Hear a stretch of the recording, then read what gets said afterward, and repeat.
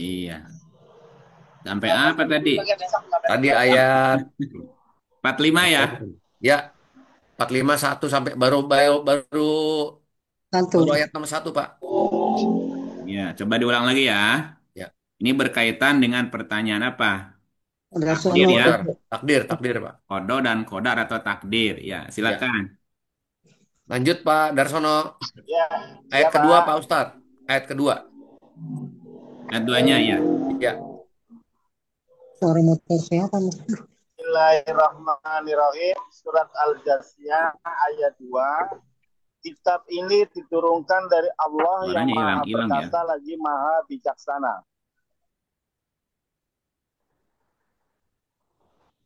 Halo? udah dibaca Pak yang Halo? kedua. Oh, oke. Nggak kedengaran suaranya ke sini. Oh, Pak Darsono. Jelaskan. Kitab Ya, yang ketiga Pak sesungguhnya Darsono. sesungguhnya pada langit dan bumi benar-benar terdapat tanda-tanda kekuasaan Allah untuk orang-orang yang beriman. Ya, sesungguhnya pada langit dan bumi benar terdapat tanda-tanda kekuasaan Allah untuk orang-orang yang beriman. Dan pada penciptaan kamu dan pada binatang-binatang yang melata. Dan pada pergantian Sim. malam dan siang dan hujan yang diturunkan Allah dari langit, lalu dihidupkannya dengan air hujan itu bumi sesudah matinya. Dan pada perkisaran angin terdapat pula tanda-tanda kekuasaan Allah bagi kaum yang berakal. Sudah, Pak? Halo, udah? Sudah. Sudah Pak, sudah yang kelima. Oke. Jadi takdir meliputi tanda-tanda kekuasaan Allah. Satu, ya. Yang kedua, takdir juga berkaitan dengan sunnatullah, ya, atau ketetapan Allah. Allah. 33 ayatnya 38. Monggo lanjut Pak Darsono. Coba yang lain, suaranya nggak Oh, masuk ke sini, Pak. oke. Boleh dibantu yang lain. Ika boleh bantu Kak? Ika boleh bantu. Ya, auzubillahi minasyaitonirrajim. Suaranya Bismillahirrahmanirrahim. terputus-putus tuh, Ajab Pak. ayat Iya, Oh 38. Pak. suaranya putus-putus ke sini. Iya, Tidak lanjut ada Kak. satu keberatan pun atas Nabi tentang apa yang telah ditetapkan Allah baginya sebagai sunahnya pada nabi-nabi yang telah berlalu dahulu. Dan Maaf, adalah Pak, ketetapan suaranya nggak kedengaran. yang pasti berlaku.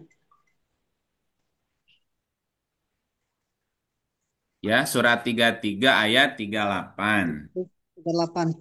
Makana ala nabiyyi min harojin fima faradallahu lahu. Sunnatallah. Sunnatallahi fil ladzina khalau min qablu wa kana amrullahi qadaron makduro. Aduh. Qadaron makduron. Jadi qadar, takdir ini berkaitan dengan sunnatullah, Allah ketetapan Allah. tetapan Allah. Ya, tidak ada suatu keberatan pun atas Nabi tentang apa yang telah ditetapkan Allah, parodollah. Sunnatallah sebagai sunnah Allah. Min qablu fil ladina khalau min qablu. Sejak nabi-nabi terdahulu. Wakana amrullahi dan adalah ketetapan Allah kodaron makduron. Ketetapan yang pasti berlaku. Berlaku. Kodaron makduron. Kodar itu ketetapan, makduron yang sudah terukur. Ketetapan yang pasti berlaku. Ukuran yang pasti terukur gitu. Ini yang kedua. Bahwa takdir atau kodo dan kodar berkaitan dengan sunnatullah. Sunnatullah ya. Nah, yang lain, yang ketiga, takdir juga berkaitan dengan hukum atau ketetapan Allah. 24 ayat 1.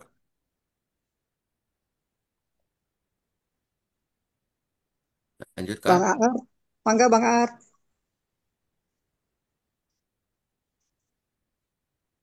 Siap.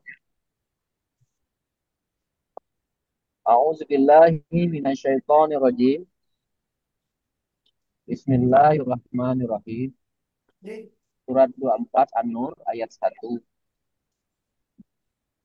Ini adalah satu surat yang kami turunkan dan kami wajibkan menjalankan hukum-hukum yang ada di dalamnya. Dan kami turunkan di dalamnya ayat-ayat yang jelas agar kamu selalu mengingatinya.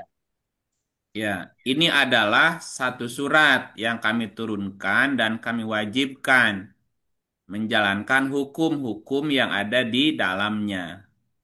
Dan kami turunkan di dalamnya ayat-ayat yang jelas agar kamu ingat, agar kamu mengingat. Jadi bicara kodok, kodar, takdir berkaitan dengan hukum. Dan manusia tidak bisa lepas atau manusia terikat dengan semua hukum Allah. Surat 6 ayatnya 95.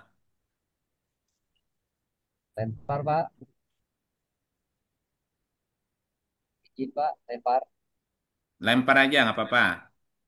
Ya, Pak. Izin lempar ke Bapak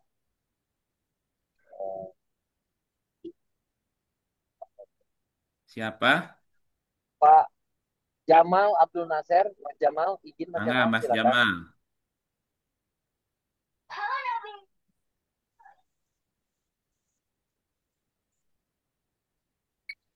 Mas Nggak ada? Jamal monitor.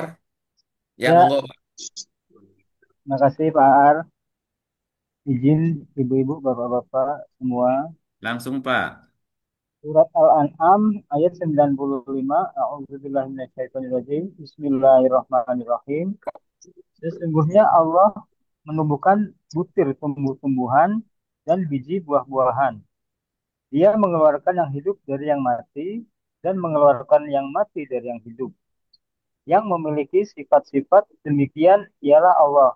Maka mengapa kamu masih berpaling? Sadaqallah. Belum sampai 99. Dia menyingsingkan pagi dan menjadikan malam untuk beristirahat dan menjadikan matahari dan bulan untuk perhitungan. Itulah ketentuan Allah yang maha perkasa lagi maha mengetahui. Dalika takdir. Dalika takdirul ajizil alim. Itulah takdir Allah. Lanjut. Dan dialah yang menjadikan bintang-bintang bagimu agar kamu menjadikannya petunjuk dalam kegelapan di darat dan di laut. Sesungguhnya kami telah menjelaskan tanda-tanda kebesaran kami kepada orang-orang yang mengetahui. Oke, lanjut. Dan dialah yang menciptakan kamu dari seorang diri, maka bagimu ada tempat tetap dan tempat simpanan. Sesungguhnya telah kami jelaskan tanda-tanda kebesaran kami kepada orang-orang yang mengetahui. Oke, satu lagi. Dan dialah yang menurunkan air hujan dari langit. Lalu kami tumbuhkan dengan air itu segala macam tumbuh-tumbuhan.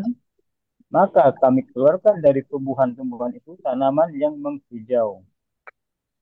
Kami keluarkan dari tanaman yang menghijau itu butir yang banyak.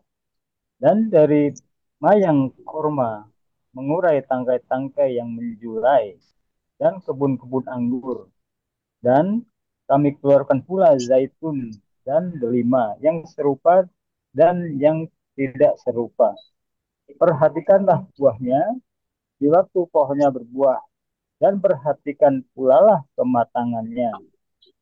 Sesungguhnya pada yang demikian itu ada tanda-tanda kekuasaan Allah bagi orang-orang yang beriman. Oke. Terdapat. Jadi gini ya, kalau diringkas gini. Pak Darsono masih masih kok masih ada? Masih monitor Ya Pak Pak, ya Darsono? ada Pak. Ya. Ya. Jadi Oke ini deh Pak. kalau dibuat ringkasannya gini. Bagaimana keterangan tentang takdir, kodo dan qadar. Jadi takdir adalah perjalanan utama seseorang, gitu ya. Takdir adalah perjalanan utama seseorang, bahwa Allah telah menentukan semua ukuran. Ukuran itu bahasa Arabnya qadar ya Pak ya. Itu. Nah, takdir Ya, Pak. ini bagaikan kalkulator. Kenapa? Karena semua yang akan terjadi sudah tercatat. Kemungkinan-kemungkinan yang bisa terjadi semuanya sudah terdeteksi, tercatat dalam lauh mahfud. Gitu ya. Ulangi ya. Takdir perjalanan utama seseorang. Dan Allah telah menentukan semua ukuran atau kadarnya namanya. Nah, diumpamakan seperti kalkulator takdir itu, bahwa semua kemungkinan sudah tercatat. Nah, di dalam kalkulator tersebut sudah ada semua rumus. Sudah ada semua rumus hukum sebab akibat. Nah, manusia diberi kebebasan untuk memilih dan menekan tombol apapun, tombol manapun dari kalkulator tersebut. Ya, mau berhitung, mau berasumsi, apa mau main-main, ya. Nah, semua tindakan yang berkaitan dengan kalkulator tadi, hasil dari setiap tekanan tadi, pijitan tadi, itu sudah otomatis tercatat dan tersusun rapi. Dan pasti pada akhirnya akan ketahuan hasilnya salah atau benarnya. Nah, agar manusia tidak salah dalam menghitung, dalam berasumsi, atau tidak salah dalam menekan setiap tombol, maka Allah memberikan handout untuk manusia berupa wahyu yang dulu pernah dijanjikan. Nah, wahyu itu tadi bisa menjelaskan segala sesuatu. Tetapi sebagian besar manusia tidak memperhatikan. Istilahnya jahil dan bodoh. Gitu loh, Pak. Sampai sini bisa dipahami nggak?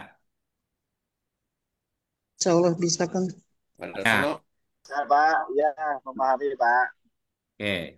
Ya, kalau sudah berarti pindah ke pertanyaan Kedua, berikut. Ya, apa pertanyaan berikut, Pak Agung?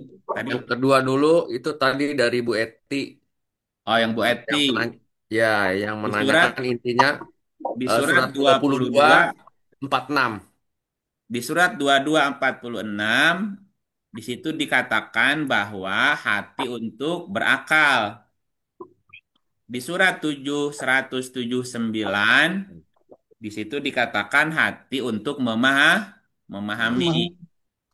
Kemudian di surat berapa tadi? Satu lagi. 12 2 Ya, 12 ayat 2. surat 12 ayat 2, itu disebut nggak barangnya? Coba cek dulu ya. Cek Iya, Pak. dulu, cek dulu. Yang pertama 22 ayat 46. 46 ya. Coba dibaca dulu, Bu. Mana Bu Atina? Masih ada Bu nggak? Eti monitor. Ada, Pak. Ada. Ya, silakan. Biar yang ini yang nanya yang jelas ya. A'udzubillahi minasyaitonirrajim. Maka apakah mereka tidak berjalan di muka bumi, lalu mereka mempunyai Kamu udah kerja, Halo, halo. udah enak. Lanjut, Dan lanjut, Pak. dengan Lanjut, Bu Eti. mereka dapat memahami, atau mempunyai telinga yang dengan itu mereka dapat mendengar? Karena sesungguhnya bukanlah mata itu yang buta, tetapi yang buta ialah kolbu yang di dalam dada, sudur. Pak, maksud saya yang ditanyakan adalah ayat ini menunjukkan fungsi kulub, fungsi kolbu untuk berpikir, itunya yang digarisbawahi. Oke, satu. Terus? Surat 7 ayat 179. Oke. 179. Dan sesungguhnya kami jadikan untuk isi neraka jahanam kebanyakan dari jin dan manusia. Mereka mempunyai, yang ditanyakan juga sama, kolbu, Iya. tetapi tidak dipergunakan untuk memahami ayat-ayat Allah. Dan mereka mempunyai mata, tetapi tidak dipergunakannya untuk melihat tanda-tanda kekuasaan Allah. Dan mereka mempunyai telinga, tetapi tidak dipergunakannya untuk mendengar ayat-ayat Allah. Mereka itu seperti binatang ternak. Bahkan mereka lebih sesat lagi. Mereka itulah orang-orang yang lalai. Oke. Yang Di ayat digarisbawahi eh, di sini juga ada kulub yang dulu berfungsi untuk memahami. memahami. Oke. Oke, satu lagi. Di surat 12 ayat 2, Ya, heeh. sesungguhnya Allah menurunkan berupa Al-Quran dengan bahasa Arab agar kamu takkilun, Memahami. bisa memahami, bisa berpikir ya Pak. Ya, berakal. Iya. Oke. Nah, karena fungsi kolbu di ayat 22:46 untuk berpikir dan di surat 7 ayat 179 untuk memahami. Nah, saya bukan saya menemukan apa ya? Ya, Saya membaca. cek dulu Arabnya ya. Cek Iya, dulu boleh. Arabnya. Di sini kulubun ya kilun. Wakilun. Iya, Kulubun ya kilun ya. Ini Arabnya biar biar iya, biar tegas, biar jelas. iya, Mereka mempunyai hati. Ah, hati kan? Kulubun. Yakilun yang dengan hati mereka memahami. Kulubun yakilun. Jadi yakilun itu dengan kolbu ya. Jadi iya, kolbu untuk yakilun. iya, Surat 7179 di sini kulubunnya untuk yafkohun. iya, Kohun ya. iya, Walaupun artinya sama-sama memahami nih. Yang tadi kulubunnya untuk yakilun, di sini kulubun untuk yafkohun. oh, Yafkohun ya. Di surat 12 yang ayat 2-nya sini takilun. mhm, Takilun ya. Wakilun. Takilun. mhm. Nah, terusin itunya apa pertanyaannya, Bu? Nah, saya melihatnya di ayat ini fungsi kolbu, fungsi kulub untuk berpikir dan memahami. Kalau di 22 itu saya asumsikan berpikir, kalau di 7179 memahami gitu. Nah, karena fungsi kolbu itu untuk berpikir dan memahami, dalam diri saya timbul pertanyaan, berpikir itu pakai apa organnya? Ya, Karena organnya. kan tadi disebut, ya, karena kan tadi disebut telinga, mata gitu sebagai contoh. Nah, kemudian organ itulah saya cari didapat dari Quran surat 33 ayat 4 Ya, untuk organnya itu. 33 ayat 4. Hmm. Baca dulu, baca dulu. Se, se yang ditanyakannya aja ya Pak ya. Ya, Allah sekali-kali tidak menjadikan bagi seseorang dua buah qalbaini dua buah hati. ya dalam rongganya gitu. Ya, Jadi saya berpikir Allah sekali-kali tidak menjadikan bagi seseorang dua buah, kan yang dipertanyakan kolbunya ya Pak ya, ya, dua dua buah buah hati. Kolbu, qalbaini dua kolbu tuh. ya. Ya, Allah sekali-kali tidak menjadikan bagi seseorang dua buah kolbu. Nah, saya berpikir berarti kalau begitu ada satu. Ya, hmm, Nah, kalau tidak dua berarti satu, gitu saya ya, berpikir. Dan di hadis ada eh, hadis segumpal Pak Ustadz. Ya, segumpal daging. Nah itu, nah di dalam jasad manusia itu ada segumpal. Jika gumpalan itu baik, maka baik pula seluruhnya. Jika gumpalan itu sakit atau rusak, maka rusaklah seluruhnya. Nah, antara hadis dengan ayat 4 surat 33 itu kan saling menjelaskan. Ya. Kalau di 33 ayat 4 Allah menyatakan bahwa tidak menjadikan bagi seseorang itu dua buah kolbu dalam rongga gitu. Kalau hadis dalam jasad gitu. Jadi ini mohon maaf ya Pak Ustaz, saya pengen diluruskan apa yang ada dalam pikiran saya karena ini sudah dari tahun 2000, cuman belum berani bertanya karena rasa rasa takut ada masalah gitu. Nah, Ya. iya, di dalam jasad ada segumpal, itu artinya.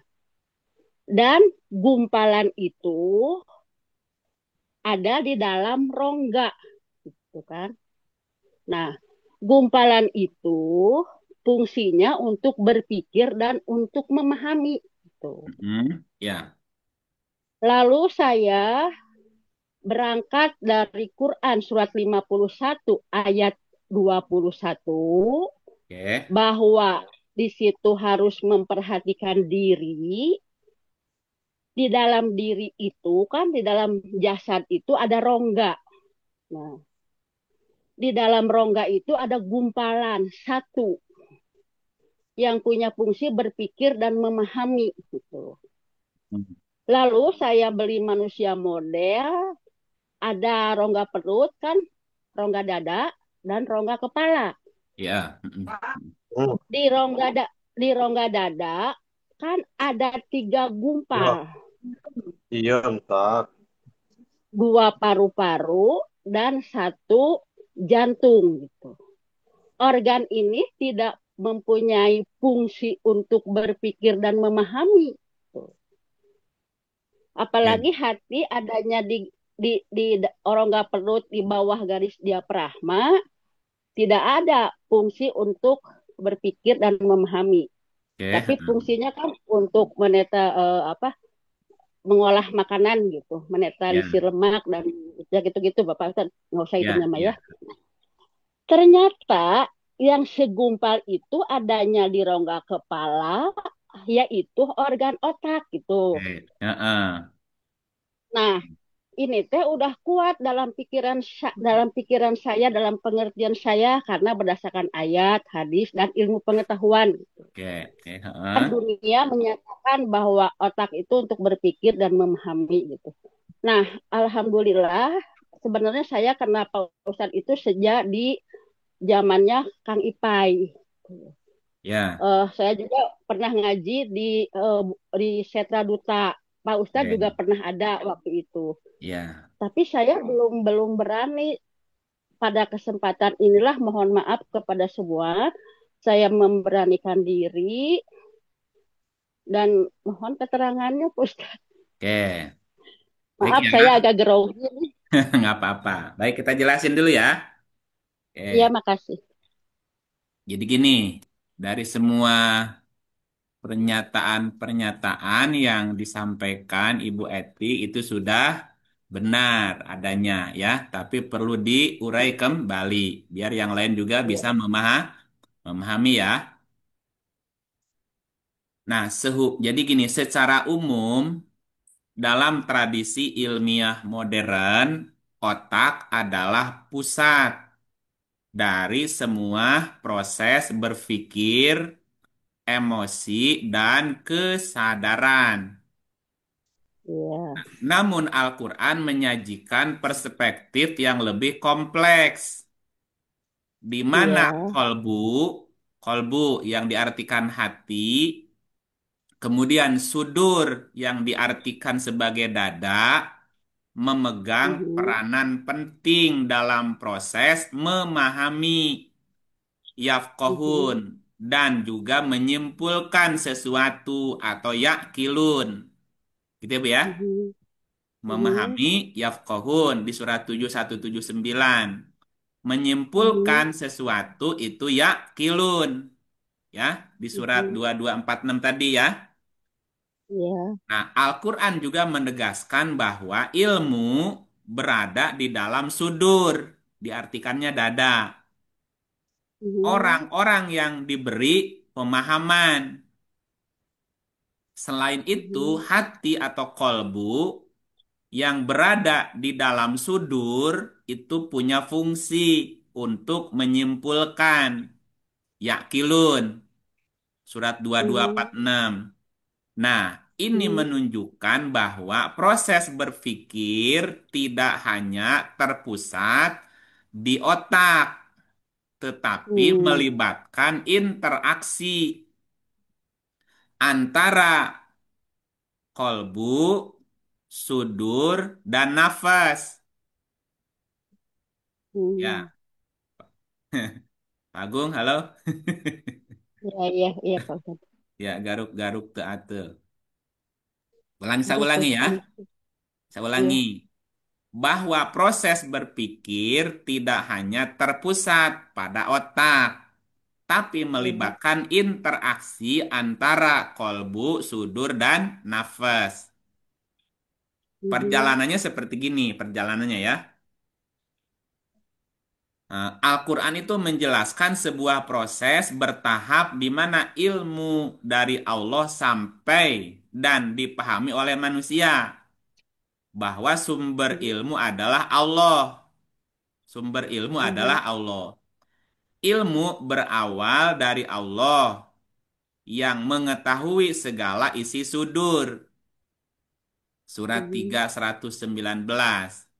Nah, ini menunjukkan bahwa pengetahuan yang sesungguhnya berasal dari Allah. Yang kedua, jiwa diberi ilham. Nafas. Nafas diberi ilham. Allah mengilhamkan jalan kebaikan dan keburukan pada nafas atau jiwa. Di surat 91 ayat 7 sampai 8. Nah, jiwa adalah tempatnya rasa atau zauk bahasanya. Jiwa adalah tempat di mana rasa muncul atau zauk, zaikoh. Nah, kemudian si rasa itu menyebar ke seluruh tubuh dan dapat merasakan di dahi. Jadi rasa tadi bisa dirasakan di dahi. Nah, dahi itu organnya adalah otak. Nanti juga dirasakan di lambung. Dirasakan juga di punggung dan juga di kulit. Makanya ada, tadi kata ibu 3 rongga kan? Rongga perut, rongga dada, dan rongga di otak. Lambung, punggung, juga kulit nanti. Nah, nanti bisa dicek sama ibu surat 935, surah 4 ayatnya 56.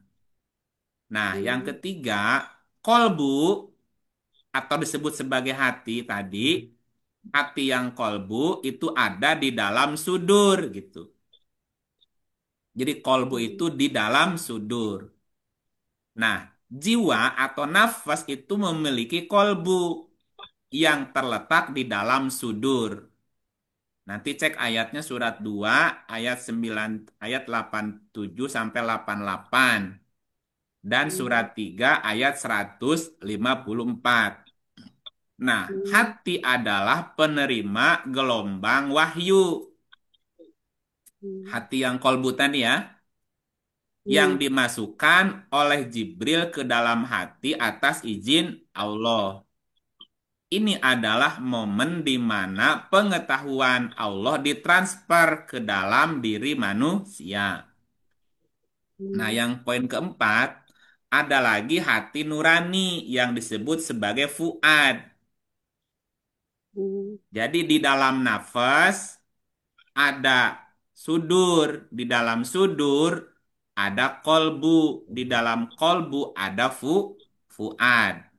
Fuad. Nah, di dalam kolbu itu ada fuad. Nanti cek ayatnya di surat 28 ayat 10.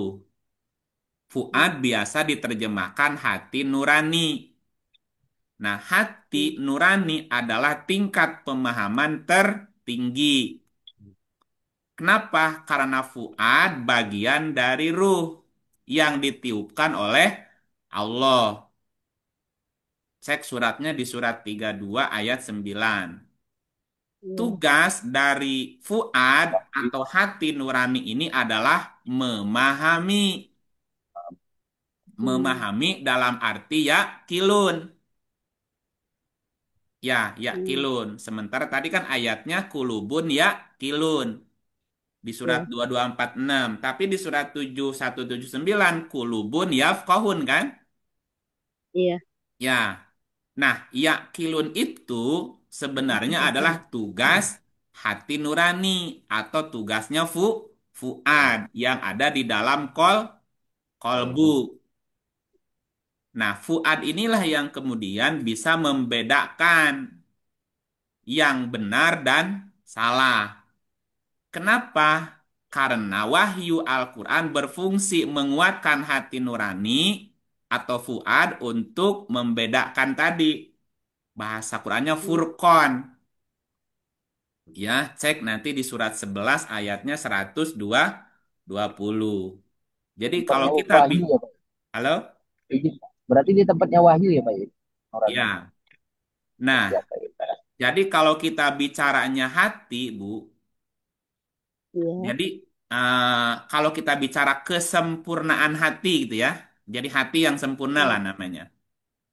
Jadi kesempurnaan hati itu adalah ketika hati nurani atau fuad yang merupakan unsur ruh bertemu dengan wahyu yang juga merupakan ruh. Ruhnya siapa? Seseorang menjadi insan kamil atau manusia sempurna yang tidak lagi dapat digoda oleh iblis. Jadi hati nurani bagian ruh, Allah. kemudian menerima wahyu sebagai ruh yang dibawa oleh Jibril juga selaku ruh. Nah, itulah yang kemudian disebut sebagai insan kamil, yang disebut sebagai orang mukhlis gitu, Bu. Nah, kita lanjutkan. Nah, Al-Quran menggunakan 9 kata yang berbeda untuk menggambarkan rasa yang dialami oleh manusia. Nah, rasa tadi muncul dari nafas.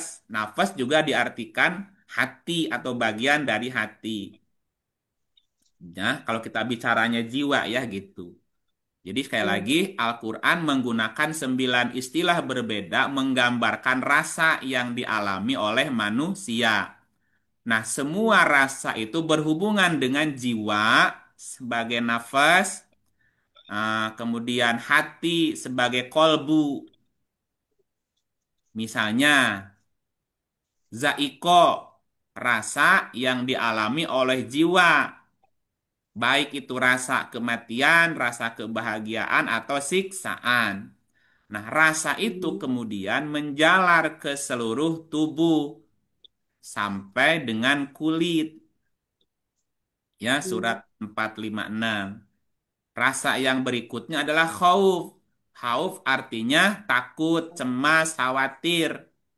Nah, rasa ini berasal dari nafas atau dari rangsangan luar. Nah, rasa ini juga bisa eh, membuat kolbu jadi bergetar gitu. Gemeter takut gitu ya. Nah, itu ayatnya di surat 826. Ada lagi ro'aba, ro'bun. Ro'bun itu rasa takut yang disebabkan oleh pengaruh dari luar. Misalnya doktrin atau pandangan gitu. Ini mempengaruhi kolbu, memicu reaksi fisik berikutnya.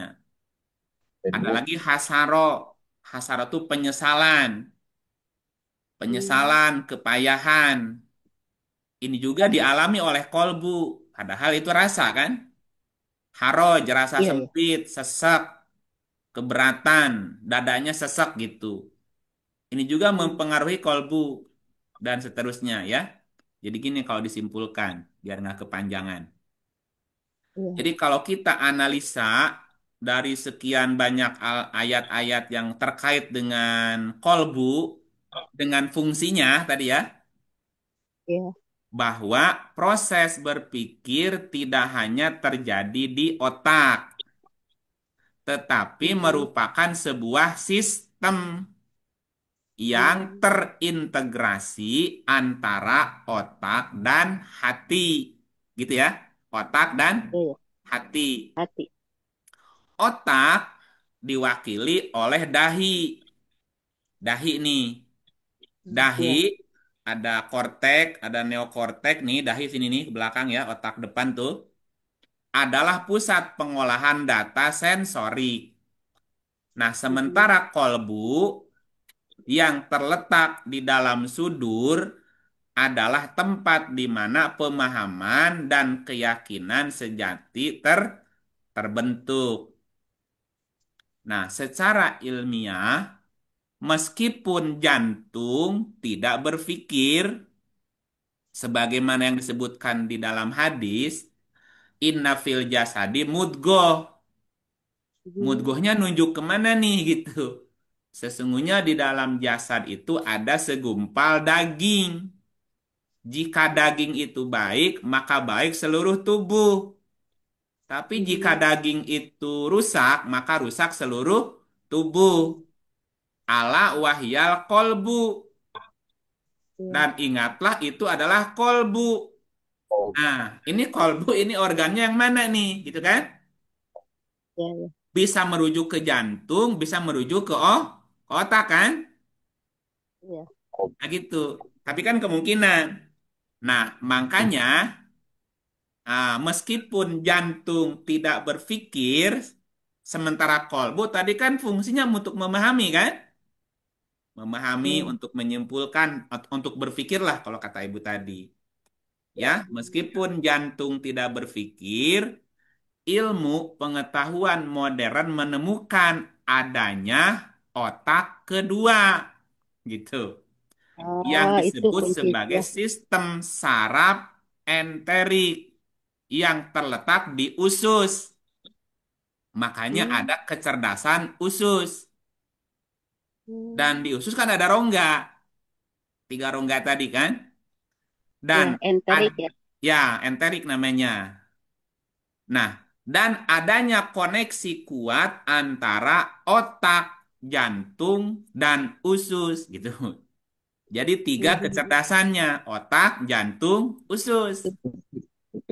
Nah, sistem ini yang terdiri dari jutaan neuron mengontrol banyak fungsi tubuh, termasuk emosi, dan berkomunikasi langsung dengan otak di kepala gitu.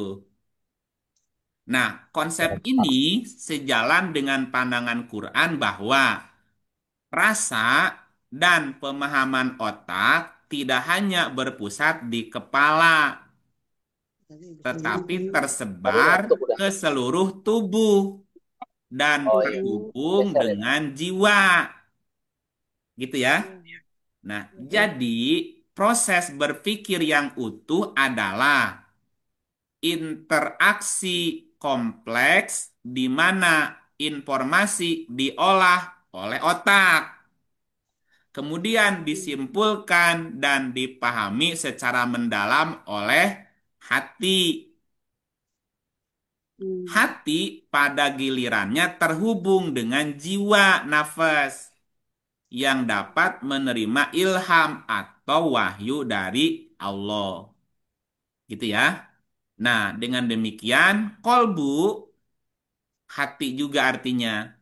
Hati kolbu berfungsi sebagai pusat spiritual yang memadukan logika dan intuisi untuk mencapai pemahaman yang sejati. Berarti ada hubungan antara otak jantung, Bu. Ya, berarti ada hubungan antara otak dan jantung. Jantung. Nah, kalau kita baca berdasarkan paparan ilmiah, kemudian digabung dengan Quran, sebenarnya kita dapat menyimpulkan bahwa proses berpikir dan merasa merupakan sistem terintegrasi yang lebih kompleks dari sekedar fungsi otak. Otak, jantung, dan jiwa bekerja bersama untuk membentuk kesadaran, emosi, dan pemahaman tentang realitas. Ya, terus yang mana anatominya, yang mana fisiologinya, Bu? Ya, ketika kita bicara otak, itu anatomi apa fisiologi? Anatomi. Anatomi. Dan Oke. Karena sekarang beda ini, mana anatomi, mana fisiologi ya. Nah, otak adalah pusat pengolahan data utama tubuh, menerima informasi dari reseptor indera, mata, telinga, dan kulit melalui sistem saraf. Nah, sinyal ini yang diubah menjadi impuls listrik, dikirim ke otak dan sumsum tulang belakang, transmisi dari apa namanya skrum apa yang di tulang ekor itu apa namanya? Sakrum. Sakrum. Ya, Iya, iya. itu kan seperti transmisi sampai ke otak, Bu. Iya, Nah, iya. nah itu melibatkan sistem saraf pusat, melibatkan otak purba atau batang otak, dan sistem limbik, termasuk korteks cerebral. Jadi gini, Cerebral. secara anatomi, seluruh bagian otak ini saling terhubung, baik sistem saraf pusat, batang otak, sistem limbik, maupun neokorteks. Nah, ini memungkinkan interaksi kompleks yang mengintegrasikan data sensorik dengan respon emosional dan kognitif. Itu bicara tentang otak. Ya. Nah, sekarang bicara jantung. Jantung itu anatomi apa fisiologi? Ya, bisa disebut anatomi. Anatomi kan. Ya, kan gini.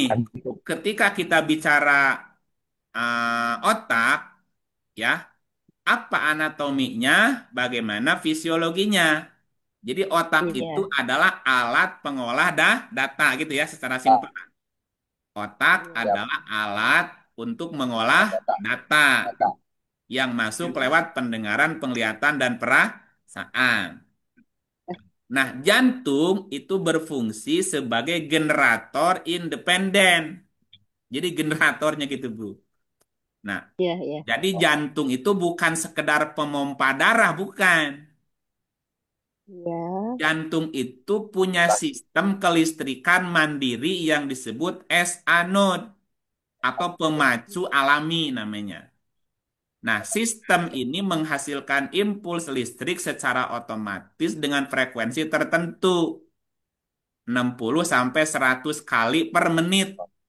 Detaknya tuh, Iya. dut, dut, dut. Nah, gitu ya. 60 sampai 100 per menit. Nah, apa fungsi jantung secara rinci apa sebagai generator tadi? Jantung ini sistem hantaran listrik.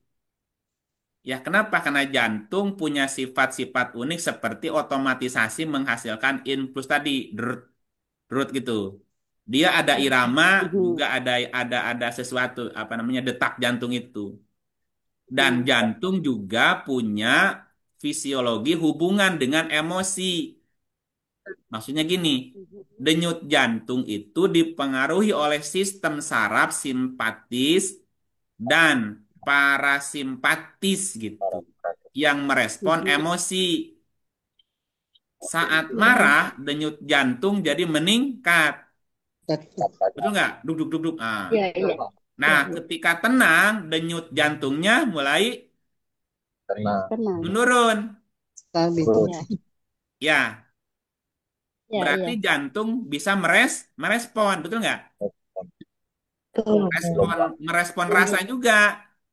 ya, Nah, Iya. kalau begitu, sekarang apa hubungan otak, jantung, kemudian dengan nafas? Otak, Nah, jantung, ya. nafas. Mhm. Ya, ketika emosi meningkat, napasnya gimana? Terengah-engah. ngos-ngosan. Ngos-ngosan, Terengah-engah. terengah-engah kan? Terengah-engah. Makanya Iya. ketika emosi naik, arahannya apa? Atur nafas. Nafas. Nah, kalau begitu ada hubungan antara otak, jantung, Nafas. dan nafas. Oke? Terusin. Nafas. Iya. Terusin jangan. Terusin Terusin. Bapak, saya bahagia sekali. Terima kasih Oke. ibu-ibu, bapak-bapak. Aku Maaf kasihan ya. udah berapa tahun nyarinya ibu ini. Ya, betul Iya Pak. Pak. Juga jadi Karena juga nih, Pak. nggak berani mengungkapkan, jadi Ya, tertunda.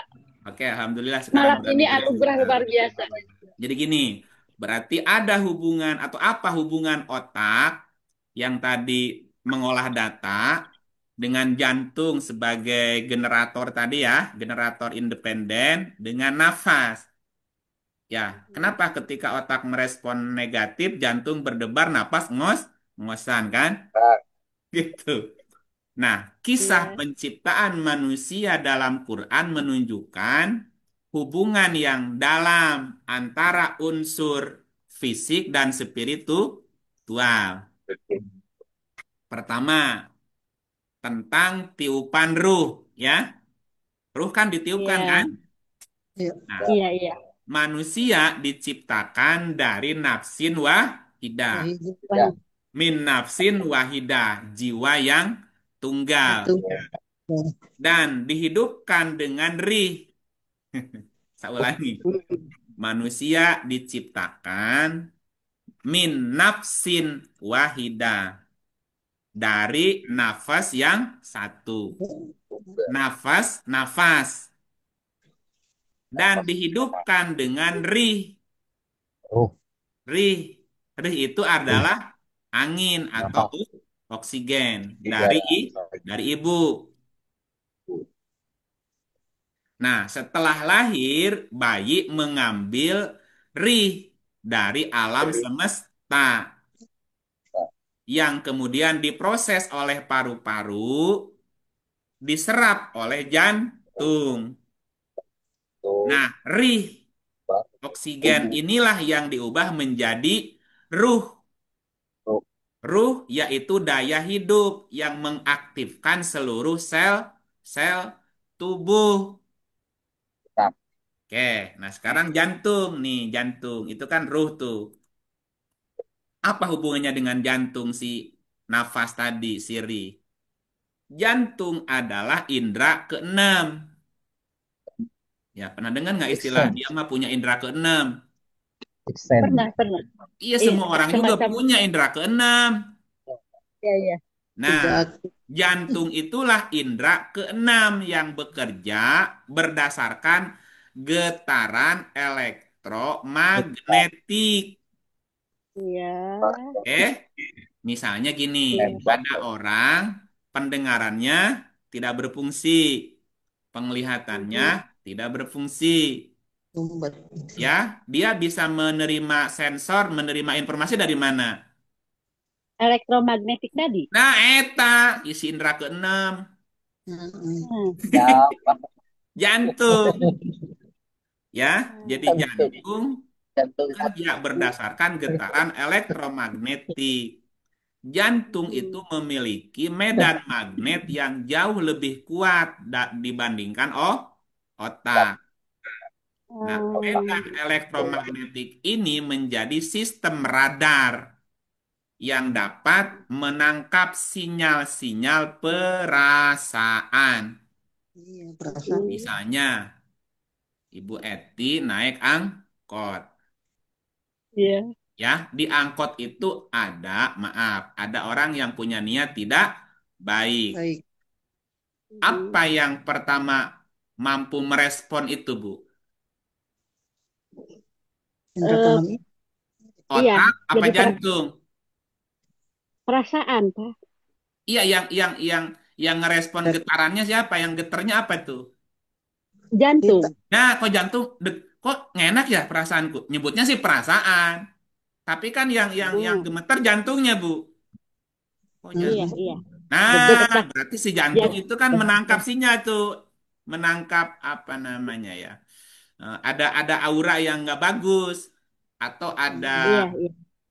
frekuensi yang tidak baik-baik saja Bagus. kan itu ya. Ada yang bulu Nah, merinding. i- Iya, iya, iya. atau merinding.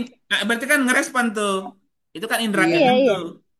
Radar, ada Jadi si radarnya, Kang. jantung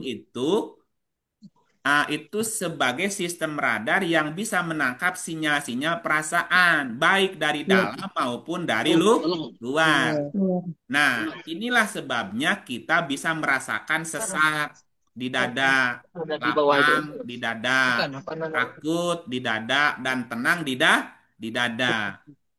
Tong gitu kan? Nah, Iya. itu jantung. Ya, jadi Mhm. ruh sebagai nafas tadi, kemudian jantung. Nah, otak nih. Otak apa tuh? Kan mesti tahu hubungan antara tadi otak, jantung, dan nafas ya. Nah, Iya. otak berfungsi sebagai organ. Ulang itu. Otak berfungsi sebagai organ yang memahami makna dari sinyal-sinyal yang ditangkap oleh jantung. Nah, Hmm. otak menerjemahkan getaran elektromagnetik dan respons hormonal menjadi pengalaman sadar seperti emosi. Mhm. Nah, disinilah terjadi sinergi antara fisik dan spiritual. Nah, jika dilihat dari sudut pandang ini, maka kita dapat menyimpulkan urutan dan sinergi antara unsur fisik dan spiritual dalam diri manusia. Nafas, nafas adalah daya hidup atau jiwa yang mendasari keberadaan kita. Nah, kemudian sistem yang di dalamnya ada sudur, ada kolbu, ada fuad, Kuat. yang semuanya diartikan hati. Mm-mm. Jadi sudur, kolbu sama fuad adalah sistem ya. Sistem.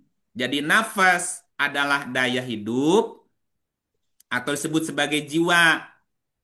Sudur, kolbu, dan fuad adalah sistem, Sistem. yaitu sistem kelistrikan dan hormonal yang bekerja di dalam tubuh, yang diwakili oleh dada, hati, dan nurani. Usus, apa tadi lagi? Ada tiga tuh, jantung dan otak. Nah, sementara anatomi jantung dan otak tadi itu kan organ fisiknya yang menjadi wadah dan alat dari sistem spiritual yang diterangkan tadi. Mhm. Gitu ya, Bu ya? Jadi Iya, iya. jantung dan otak secara anatomi adalah organ fisik yang menjadi wadah dan alat dari sistem spiritual tadi. Sudur, kolbu, fuad. Jadi kalau bicaranya anatomi, jantung dan otak.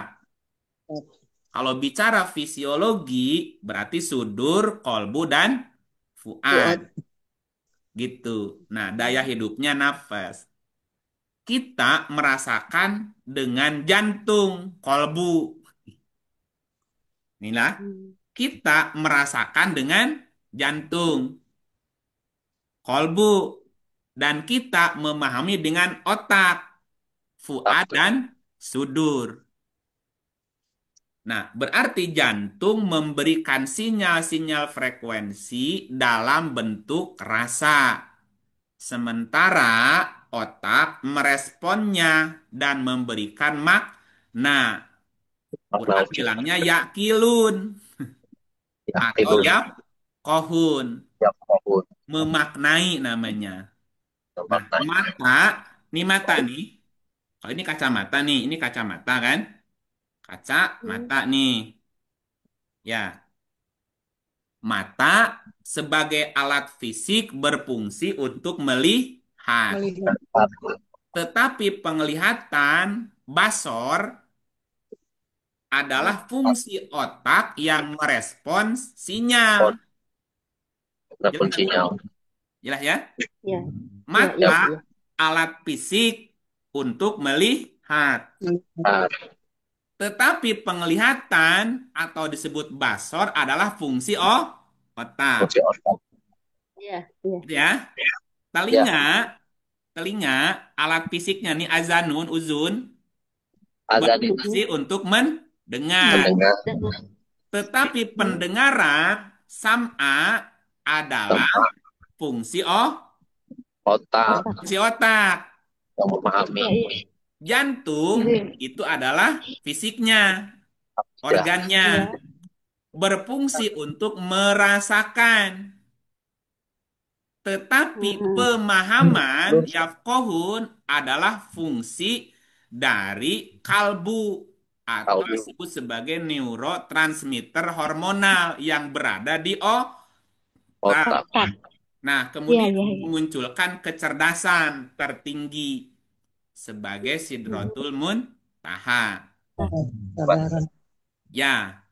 Nah, pas ayatnya tadi di surat 22:46, sesungguhnya bukanlah mata yang buta, tetapi yang buta ialah kulub yang ada di dalam sudur. Gitu ya, Bu ya. Nah, berarti anatomi adalah organ, sedangkan fisiologi adalah fungsi. Hati, dada, dan nurani bukanlah organ. Bukan organ fisik yang sama dengan jantung dan otak.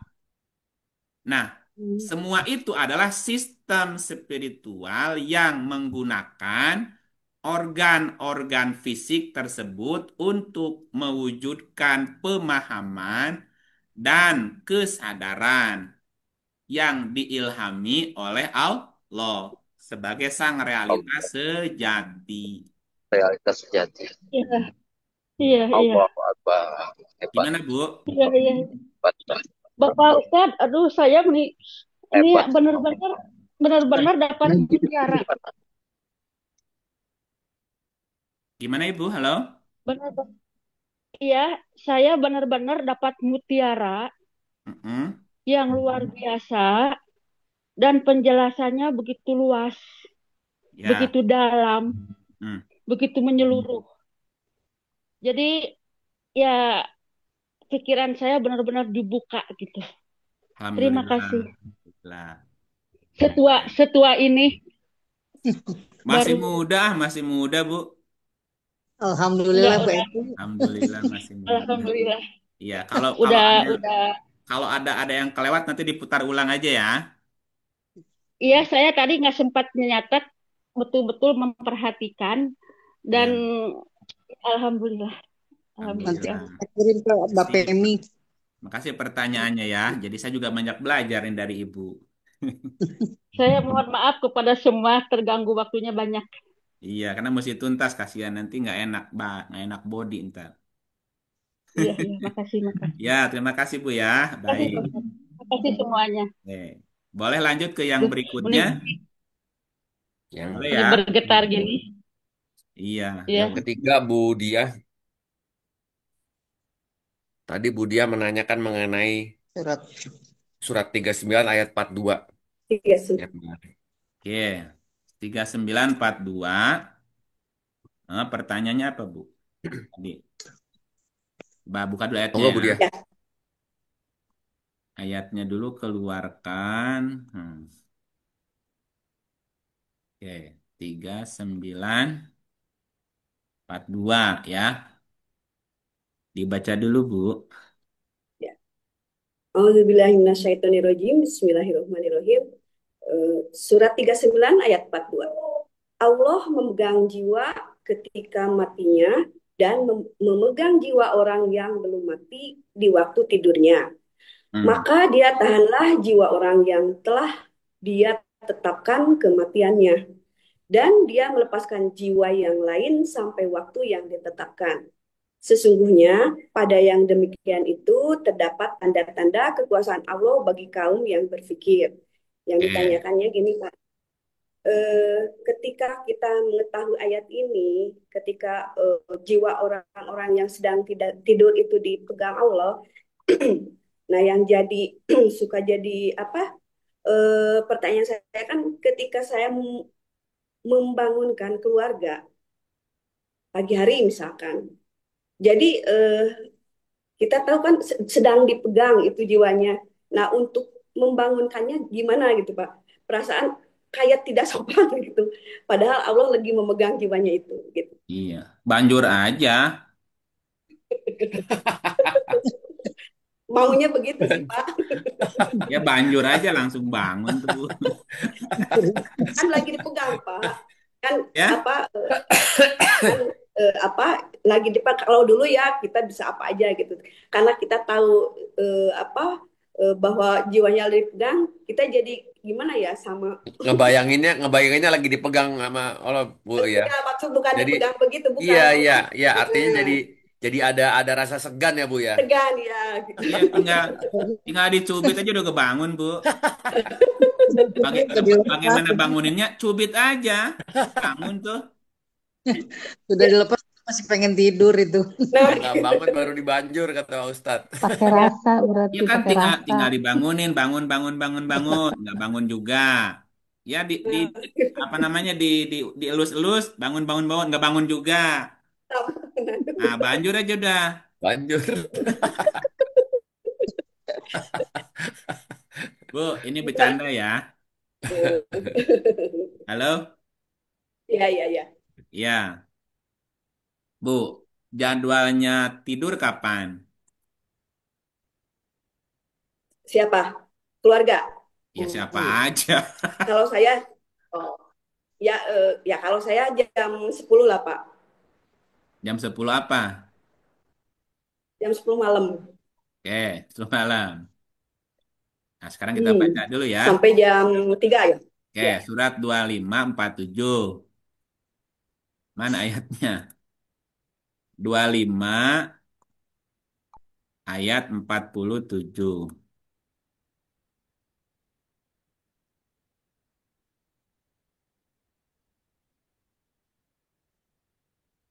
Bu. Enggak Bu dia. Ya.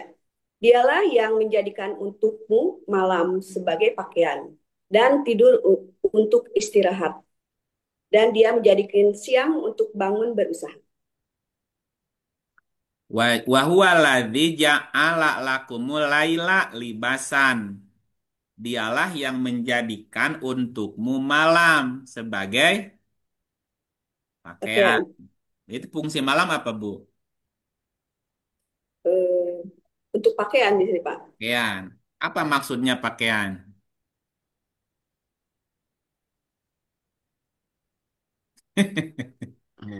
Malam sebagai pakaian. Ya. Kan ada pakaian malam, Bu. Ya. Ada nggak pakaian malam? Daster. Ada. Apa? Polo, daster. Ya. Pakaian malam daster.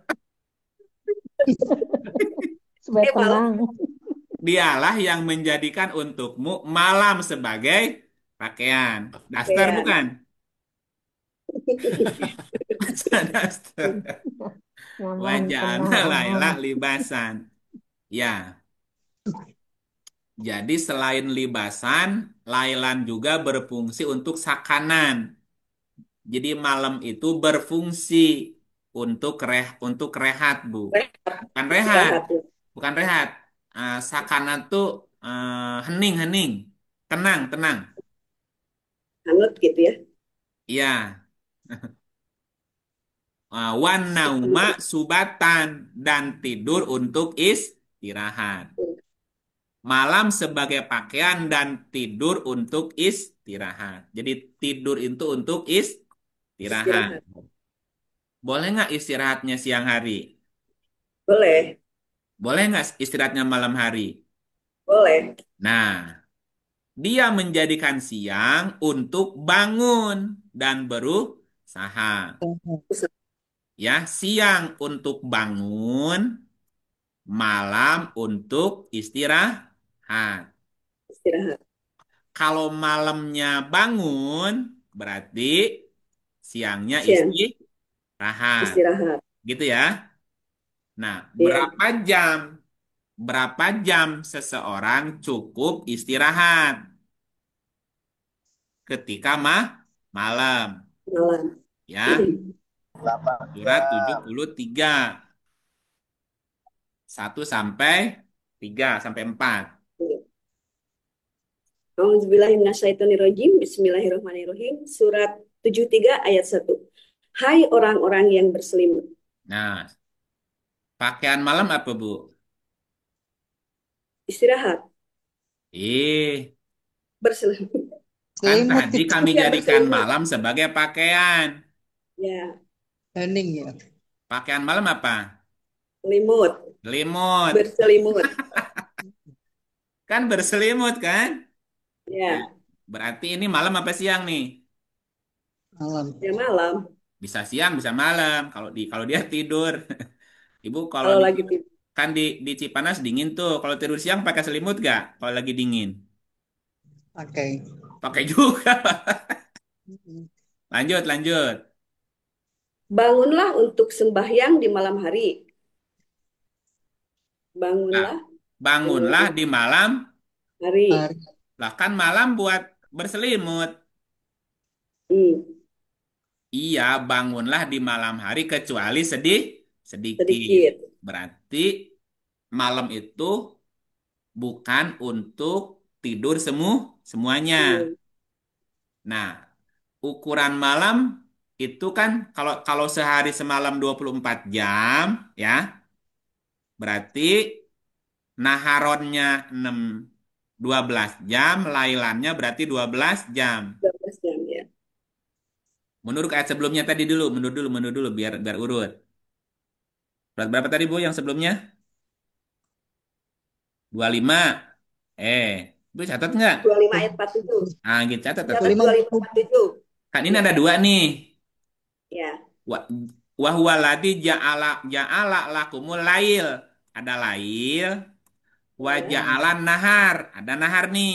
Ada malam, ada siang. Ya. Siang, malam itu 24 jam. Ya. Berarti 24 jam dibagi 2. Berapa masing-masing berarti? 12 jam kan? Ya. Nah, berarti malamnya 12 jam. Mulai jam berapa malam terhitungnya? Jam 6. Jam 6 sampai? Jam 12 ya? Kumaha? Iya, jam 6 12 sore. jam. 12 jam tadi ya. Oh iya, iya, iya. Berarti malam lailan terhitung sejak jam 6 maghrib sampai Ya, jam 6 pagi. 6 pagi. Siang mulai jam 6 pagi sampai jam 6 malam. sore. Sore ya. Sore. Nah, coba lihat. Hai orang yang berselimut, sedang apa? Berselimut. Sedang apa? Tidur. Sedang tidur. Tidur. Ya. Sedang tidur. Sedang tidur kan?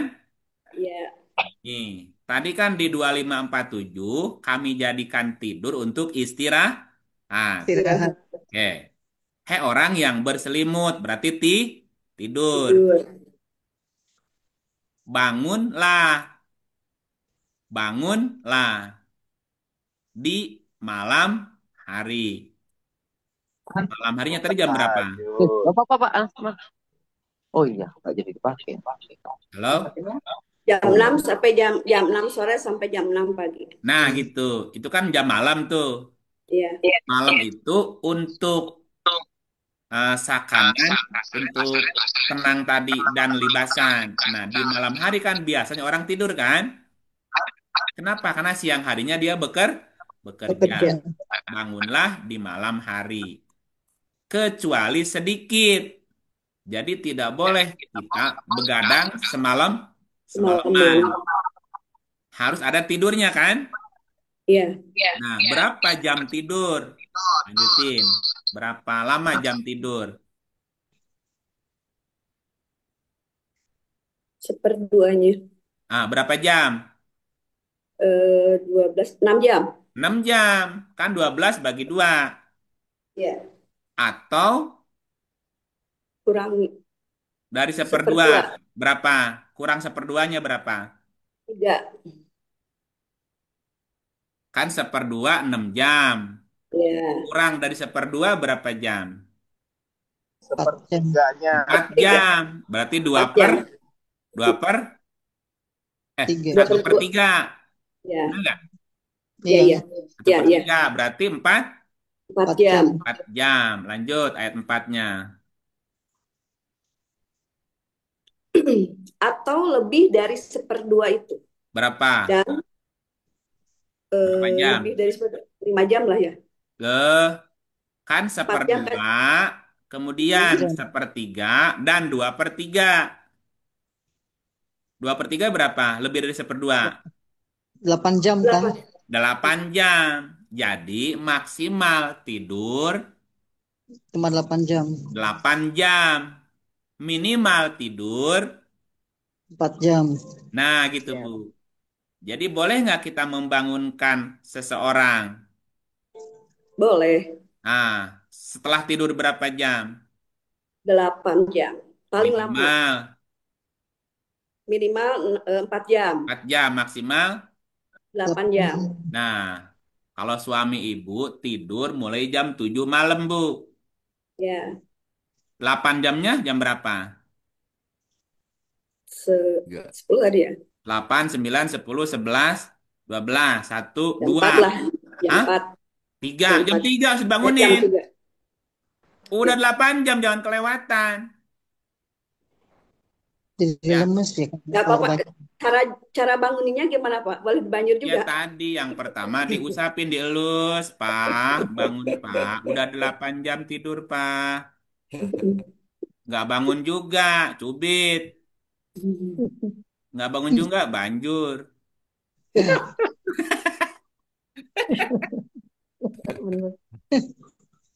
Atau gini, atau bisikin di telinganya. Alhamdulillahilladzi ahyana ba'dama amatana wa ilaihin nusyur. Bisikin tuh, Bu, Tambahnya telinganya, Bu. nyak. Ya? Tambahnya nyak tidurnya. Nggak bangun juga. Inna lillahi wa inna ilaihi roji'un. Ngorek jatuh, Bu. Lompat langsung. Lah iya, kalau nggak bangun-bangun berarti innalillahi. Ya kan maksimal tidur 8 Ya. jam. Jadi boleh membangunkan setelah tidur 8 jam. 8 jam lah paling lama Nah, ya. kalau dibangunin nggak bangun-bangun berarti inna lillahi, nyawanya nggak balik lagi. Pegang terus ya, Bu. Bener nggak? Ya. Kan Kalau tadi. Coba baca lagi soalnya Pak, ya. ya soalnya kalau kita kan tahu apa ketika ya dengan ayat-ayat ini ketika kita apa malam ingat jam 2 juga kita langsunglah nggak bisa tidur lagi gitu. Kalau yang lain kan belum memahami ini. Jadi ketika saya membangun katanya wah lagi dipegang, bukannya dipegang gimana gitu. Tapi kan dengan Allah juga hubungannya gitu. Apa gimana gimana. Jadi Ya kan, ya kan ada di surat 74 ayat 1. ya kecuali kalau gitu. Hai Ya, orang yang boleh. berkemul, bangunlah, lalu berilah. Peringatan. Nah, kalau dia tidur bisa diingetin nggak? Tidak. Nah gitu. Jadi boleh nggak membangunkan? Boleh. Boleh. Boleh. Boleh. Tapi tadi minimal tidurnya 4 Sudah jam. segitu ya. Maksimal 8 jam. Udah boleh. Kalau udah 8 jam boleh bangunin. Takutnya Lewat. kelewatan, Bu. Kalau kelewatan kan nggak balik lagi tuh nyawanya. Ditahan terus. Ya. Allah memegang jiwa orang ketika mati dan memegang jiwa orang yang belum mati di waktu tidur. Tidur. Maka dia tahan jiwa orang yang telah ditetapkan kematiannya. Makanya bangunin, balik lagi nggak tuh? Ya, kalau ditahan nggak balik lagi kan? Ya. Nah, nah kalau kalau kalau dilepasin kan berarti bangun tuh. Kalau bangun dengan sendirinya bagaimana, Pak? Ya, Udah dilepas itu berarti. Kalau bangun dengan sendirinya tuh bagaimana? berarti pinter nggak nyusahin Itu mah orang. aman. Udah aman itu mah, Pak. Ya berarti udah sadar nggak nyusahin Udah sadar orang. orang. Tuh. Masa Aman bangun aja mesti tidaknya. nyusahin orang, Pak? Halo? Ya, Pak. Halo. Masa tidur aja mesti dibangunin? Kan nyusahin orang tuh. Tuh. Iya, Iya, betul. iya. Kalau kalau tidur aja nyusahin bagaimana bangunnya?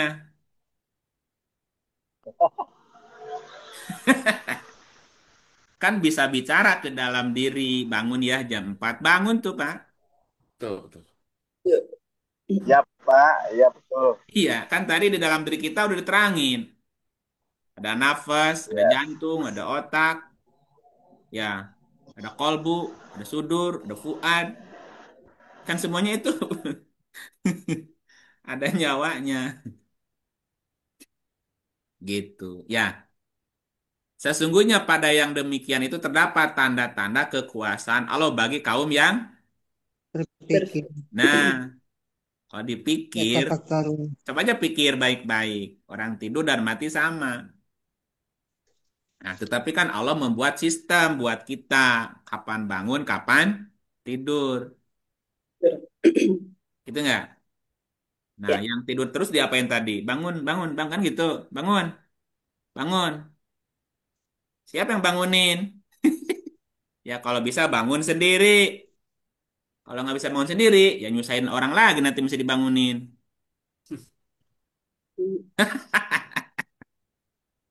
Ya nggak apa-apa lah, sekali-kali nyusahin orang ya. Tapi jangan keseringan, Pak, nyusahin orangnya. Sadar sendirilah gitu. Itu kecuali kalau nggak mau bangun-bangun lagi, nggak apa-apa. Kan harus tahu jadwal kan tadi kapan bangun, kapan tidur. Tidur. Tidur. Tidur cukup maksimal 8 jam. Dapat Minimal 4 jam. 4 jam. 4 jam. Sebaik-baik tidur malam. Malam. Ya antara jam 10 sampai jam 1 atau jam 10 sampai jam 2 malam. Jadi kalau tidur jam 10 jam 2 sudah boleh bangun tuh udah 4 jam kan? Ya. Jadi yang tidur terbaik itu jam 10. Ya, paling telat jam 11. Nah, kalau mau begadang nanti bangunnya jam 2. Tapi kadang-kadang tidur kemalaman main WA, main HP. Itu namanya nyusahin di diri. Masalah dengan tubuhnya nanti protes, Bu. Jantungnya, otaknya, ususnya nanti error tuh. Kasihan tubuh kita juga. Mesti ada waktu untuk rehat. Istirahat. Waja'alna laila libasan. Waja'alna naumakum subatan. Waja'alna naharo ma'asan. Kapan tidur, kapan istirahat, kapan bekerja. Bekerja. Iya, harus bisa diatur. Nanti kalau nggak teratur sistemnya tadi rusak tuh. Antara sistem otak, jantung, sama nanti rusak tuh. Yang pertanyaan pertama tadi. Kacau. Ya. Jadilah nanti penyakit. Makanya orang yang kelamaan tidur udah bangunin. Bangunin, kasihan juga kan ngebantu dia jangan sampai sakit. Gitu Bu Dia. Oke, terima kasih banyak Hmm. Pak Ib. Iya, Terima kasih alhamdulillah. semuanya. Yo, masih ada yang lain? Ada tadi Pak Darsono ada satu lagi tadi pertanyaannya Pak. Oh, pertanyaan kedua. Iya tadi. Apa Pak tadi Pak? Pak Darsono, Didorong sama Pak Darsono. Pak Mimpi Darsono dulu. monggo. Mimpi ya. Tadi saya itu kalau mimpi. Pak Darsono tadi mengenai tahzis atau taksir. Apa itu berhubungan? Taksis Ya Pak artinya Darsono. penghususan. Taksis kan dari kata khusus. Khususon. Ya Pak. Ya, taksis itu menghususkan artinya. Taksir itu artinya meringkas. Meringkas, Meringkas. taksir juga bisa berfungsi untuk meringankan. Fungsinya meringankan. Atau menghususkan sama meringkas gitu Pak. Misalnya gini, Bapak punya sebuah perusahaan ya. Perusahaan kan banyak karyawan, banyak job kan. Nah, karena situasi tertentu harus dilakukan namanya iritisasi. Apa iritisasi itu? Efisiensi. Namanya penghematan. Penghematan. Kan penghematan tuh ya. Maka kemudian ada namanya taksir, meringkas. Meringkas itu dua pekerjaan dilakukan satu orang. Nah, berarti resikonya berarti ada orang yang di PHK. Taksis artinya menghususkan perkara-perkara yang penting aja. Hanya ini aja ya, hanya ini yang lain nggak usah. Tetapi nanti ada taksir, meringkas lagi jadi memangkas, Pak. Anggaran dipangkas, karyawan juga dipangkas. Ya, ketika anggaran dipangkas, resikonya apa? Ya. Halo? Ya, Pak. Cek. Ya. Backsoundnya agak rame. Oh iya. Pelan-pelan. Ya di luar kayaknya ya Pak Darsono ya. Lagi Saya di luar Pak soalnya. Iya. Gambarannya kira-kira seperti Raya. itu. Jadi taksis adalah Saya di restoran nih Pak, di depan restoran Mama Rosi Pak. Siap, iya. Pak. Oke, iya. Jadi gini. Jadi taksis dalam ilmu Quran adalah metode ya. Ada metode namanya mentaksis lafad yang umum menjadi khusus gitu. Atau dengan bahasa lainnya, taksis adalah teori yang digunakan untuk menghususkan lafad yang bermakna umum. Contoh, taksis itu gini. Mana tadi ayatnya? Luar. Tahsis. Ada juga nanti taksir ya. Taksir. Ya Pak. Mana ayatnya tadi ya? Oh, nggak ada. Pak Darsono, pertanyaan kita, kajian kita dulu banyak terjawab sama Pak Iib. Udah, pindah kuliah aja udah. Oh hilang. Ini Qurannya mana hilang? Oh ketutup tadi Aman Pak, aman. Ntar satu lain lagi. Tadi ketutup malah keluar. Salah mencet.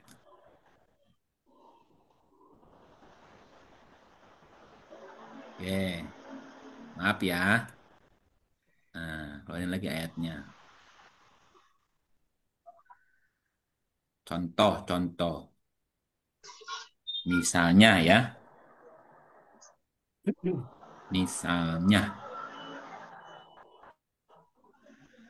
Nih, bentar ya. Coba dibaca dulu ya. A'udzubillahi minasyaitonirrajim. Bismillahirrahmanirrahim. Surat An-Nahl ayat 115. Sesungguhnya Allah hanya mengharamkan atasmu bangkai, darah, daging babi, dan apa yang disembelih dengan menyebut nama selain Allah. Tetapi barang siapa yang terpaksa memakannya dengan tidak menganiaya dan tidak pula melampaui batas, maka sesungguhnya Allah Maha Pengampun lagi Maha Penyayang. Halo, halo. Halo? Amin. Ya, Pak. Oke. Sesungguhnya Allah hanya. Nah, kalau hanya berarti tahsir. Tahsir ya. Tahsir itu Ya, hanya Pak. saja. Berarti yang lain nggak masuk kan? Nggak masuk. Sesungguhnya Allah hanya mengharamkan. Ini. Berarti yang lain Tidak haram. tidak diharamkan. Ini namanya tahsir. Takdir. Tahsir itu hanya saja ini. Yang ini aja ya. Yang lain berarti enggak. Ya, ya. Nah, kalau tahsis itu menghususkan. Menghususkan dari umum tapi diberikan khusus. Misal contohnya tahsis ya.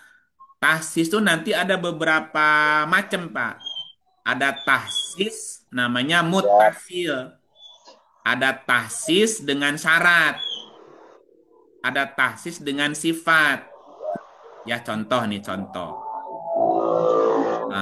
Tahsis dengan kekecualian. Misalnya 103 ayat 1 sampai 3 ya. Coba dibaca dulu. Ya, ya Pak. Bismillahirrahmanirrahim. Surat Al-Asr demi masa. Demi masa. Terus? Sesungguhnya manusia itu benar-benar dalam kerugian. Semuanya apa sebagian? Semua manusia. Semuanya. Semuanya.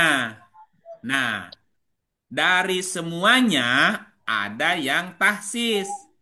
Dikhususkan. Kecuali. Nah, terusin.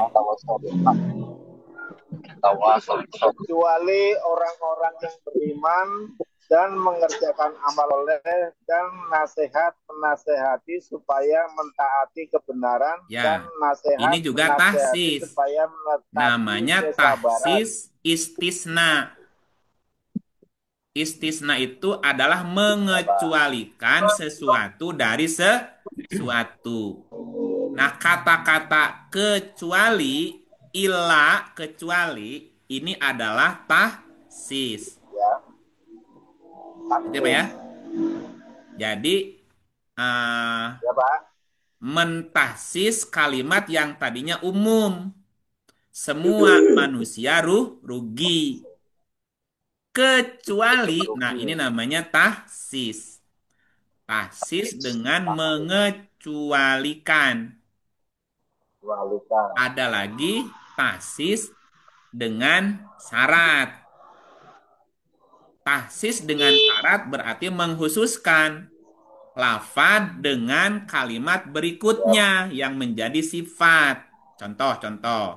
21 ayatnya 22. Contoh ya. Nih contohnya. Bismillahirrahmanirrahim. Surat Al-Anbiya ayat 22. Sekiranya ada. Halo? Ya. Ya, nih. Aduh. Sekiranya ada di langit dan di bumi Tuhan-Tuhan selain Allah, tentu kehidupan itu telah rusak binasa. Maka Maha Suci Allah yang mempunyai arsy daripada apa yang mereka sifatkan. Sekiranya ada di langit dan di bumi Tuhan-Tuhan selain Allah. Sekiranya ada di langit dan di bumi Tuhan selain Allah. Pertanyaannya, ada nggak Tuhan selain Allah di langit dan di bumi? Ada. Tidak Ya, ada. jika itu ada, tentu keduanya Hancur. telah rusak dan binasa. Binasa. Nah, kalimat berikut ini adalah tahsis. Kalau ada pasti udah binasa gitu. Ini Binasa. tahsis juga. Tahsis dengan syarat tadi. Nah, ini yang contoh sebelumnya ini namanya tahsis mutasil. Mutasil. Tahsis mutasil itu tahsis yang berada dalam satu kalimat. Nyambung gitu ya. Bisa dengan kekecualian Ya. atau dengan kalimat berikutnya. Ada tahsis munfasil. Jadi tahsis munfasil itu tahsis dengan ayat atau hadis yang berkaitan gitu. Jadi penjelasannya Berkaitan. atau penghususannya ada di ayat lain, gitu ya. Jadi kalau dalam Ya, Pak. undang-undang tuh ayatnya berbeda, pasalnya di pasal yang lain gitu. Contoh Berbeda. ya, contoh. Ya, siap. Misalnya eh, surat 2 Al-Baqarah 221 misal ya, misal. Satu. Ada lagi Pak. Bismillahirrahmanirrahim. Putus-putus ya Surat suaranya. Al-Baqarah ayat 221. Dan janganlah kamu menikahi wanita-wanita musyrik sebelum mereka beriman. Sesungguhnya wanita budak yang mukmin lebih baik dari wanita Hilang musyrik, suaranya Pak Darsul. walaupun dia menarik hatimu. Dan janganlah kamu menikahi orang-orang musyrik dengan wanita-wanita mukmin sebelum mereka beriman. Sesungguhnya budak yang mukmin lebih baik dari orang musyrik, walaupun dia menarik hatimu. Mereka mengajak ke neraka, sedangkan Allah mengajak ke surga. Dan ampunan dengan izinnya, dan Allah menerangkan ayat-ayatnya kepada manusia supaya mereka mengambil pelajaran. Oke, di sini ada larangan apa Pak? Jangan kamu menikahi wanita-wanita musyrik sampai mereka beriman. Gitu kan? Jangan pula menikahkan orang musyrik dengan wanita mukmin sampai mereka beriman. Ya, sama kan? Equal kan? Equal ya? Jangan menikahi wanita musyrik sebelum mereka beriman. Sama, jangan menikahkan orang musyrik dengan wanita beriman sampai mereka beriman. Sama kan? Nah, sekarang bandingkan dengan surat 5 ayat 5, Pak. Bandingin sama ayat ini. Bismillahirrahmanirrahim. Surat Al-Maidah ayat 5. Pada hari ini dihalalkan bagimu yang baik-baik, makanan orang-orang yang diberi Alkitab itu halal bagimu. Dan makanan kamu halal pula bagi mereka. Dan dihalalkan mengawini wanita-wanita menjaga kehormatan di antara wanita-wanita yang beriman dan wanita-wanita yang menjaga kehormatan di antara orang-orang yang diberi Alkitab sebelum kamu. Bila kamu telah membayar mas kawin mereka dengan maksud menikahinya, tidak dengan maksud berzina dan tidak pula menjadikannya bukti-bukti. Barang siapa yang kafir sesungguhnya beriman, maka hapuslah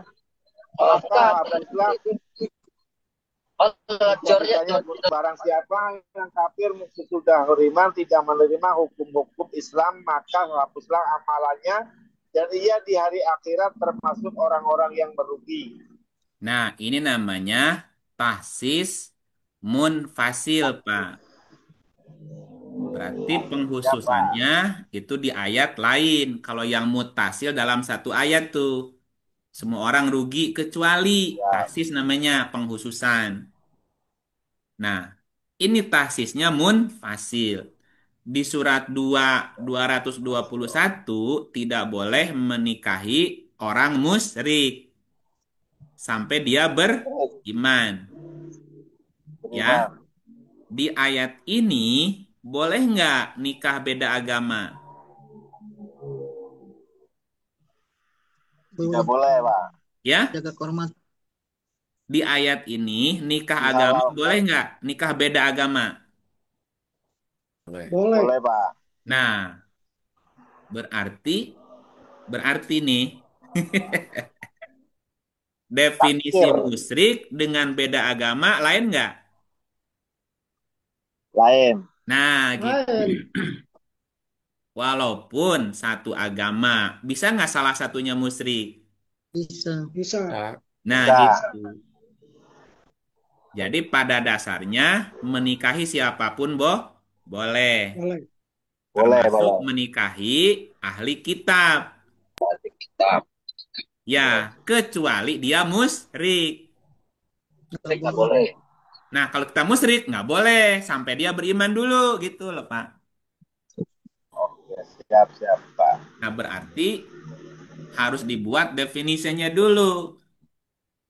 Ya, apa yang disebut sebagai musyrik?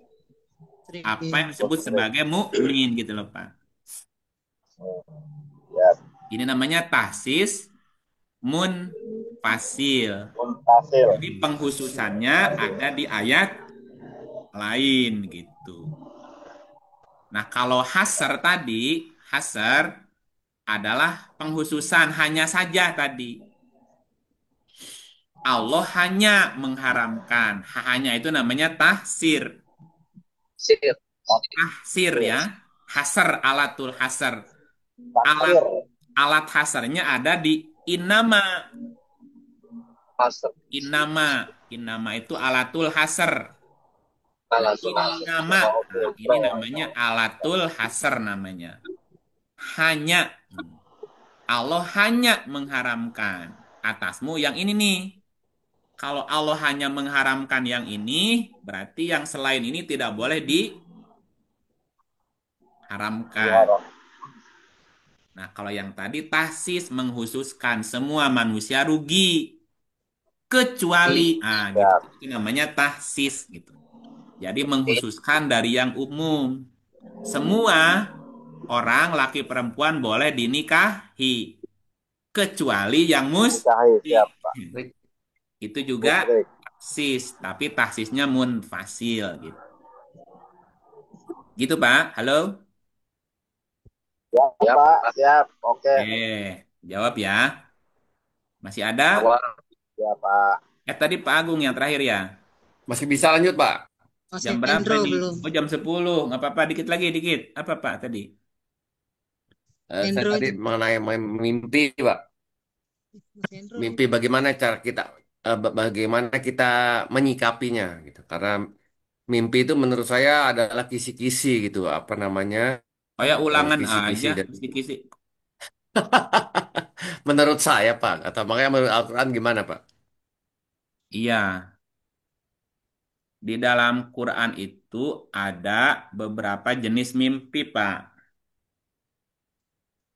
Ada mimpi menggunakan kalimatnya aro. Aro. Arok. Aro fil manam. Melihat dengan atau melihat dalam tidur. Namanya aro fil manam. Halo?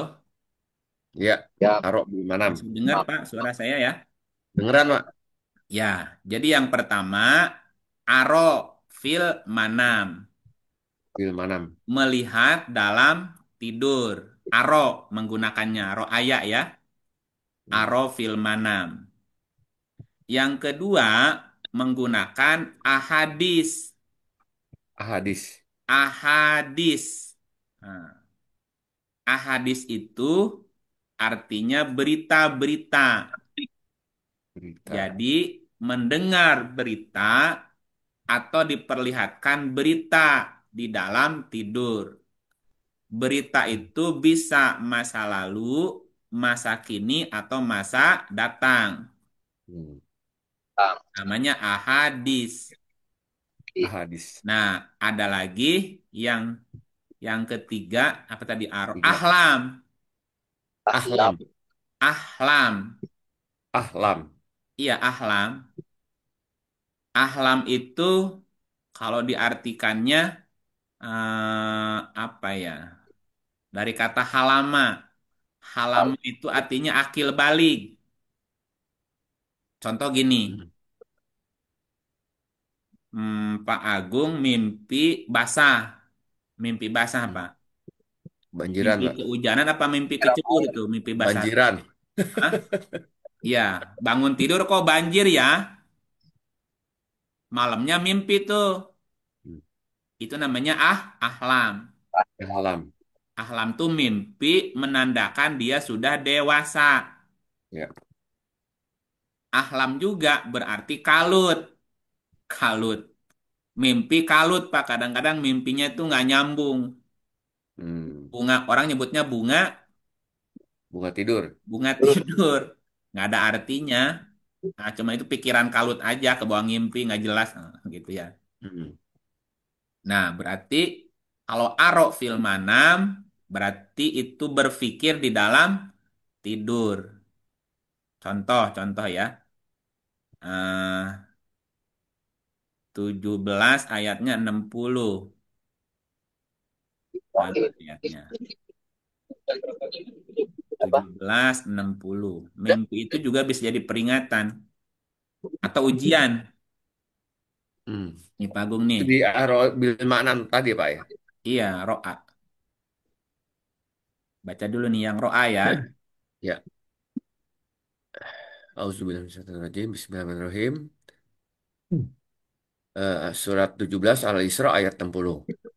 Dan ingatlah ketika kami wahyukan kepadamu, sesungguhnya Tuhanmu meliputi segala manusia, dan kami tidak menjadikan mimpi yang telah kami perlihatkan kepadamu, melainkan sebagai ujian bagi manusia dan pohon kayu yang terkutuk Keluarnya di sini, Pak.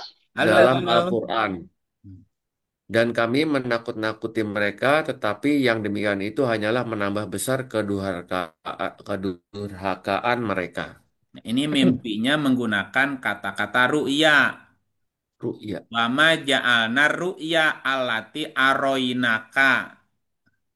Dan kami tidak menjadikan mimpi yang telah kami perlihatkan kepadamu, melainkan sebagai ujian. Contoh Pak Agung, mimpi. Mimpi ya, nyembelih anaknya. Hmm. Bangun tidur, mau bawa golok apa bawa pisau? Gak bawa apa-apa. Misalnya Pak Agung mimpi. Mimpi Hmm. nih, Iya. menyembelih anaknya. Hmm. Nyembelih. Hmm. Nah, terus tangan terbangun tuh. Ya, Mau bawa golok, mau bawa pisau untuk gorok anaknya apa gimana? enggak lah. Apa itu maksudnya? Ah, apa artinya itu? Coba Bukan. baca lagi Ujian, Pak. ayatnya. Baca lagi ayatnya. Oh, Baca lagi ayatnya. ujian, Pak. Ya, Ujian. coba baca lagi yang ini. Ya, tiga. Auzubillahiminasyaitonirrajim. Bismillahirrahmanirrahim. Maka tatkala anak itu sampai berusaha bersama-sama Ibrahim, Ibrahim berkata, "Hai anakku, sesungguhnya aku melihat dalam mimpi bahwa aku menyembelihmu. Mimpi ya. Maka fikir, ya, maka Mimpinya fikirkanlah, Aro. Nah, terus maka fikirkanlah apa pendapatmu." Ia menjawab, "Hai Bapakku, kerjakanlah apa yang diperintahkan kepadamu. Insya Allah kamu akan mendapatiku termasuk orang-orang yang sabar." kata Pak Agung bilang sama anaknya, "Nah, aku mimpi nih. Mimpiku menyembelih kamu. Mimpimu apa, nak? Kan sama-sama Aro. Hmm. Aku mimpi menyembelih kamu. Mimpi kamu bagaimana?" Kira-kira apa? Anaknya jawab apa? Kamu punya mimpi nggak sih gitu?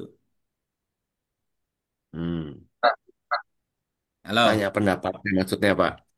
Iya, berarti arok fil manam suruh kita apa? Hmm. Mandiri.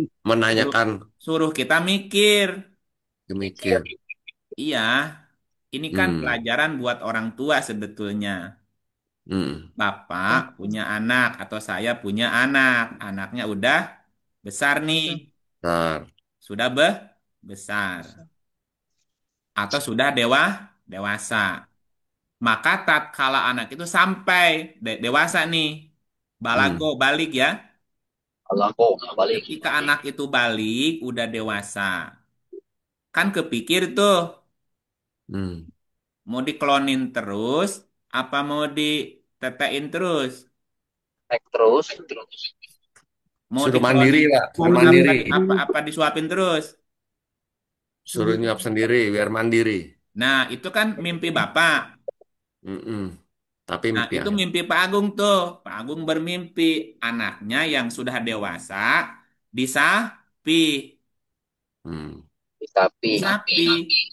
Masa Mm-mm. diklonin terus, masa Mm-mm. disuapin terus. Mimpinya gitu, anaknya bisa Ya, mandiri.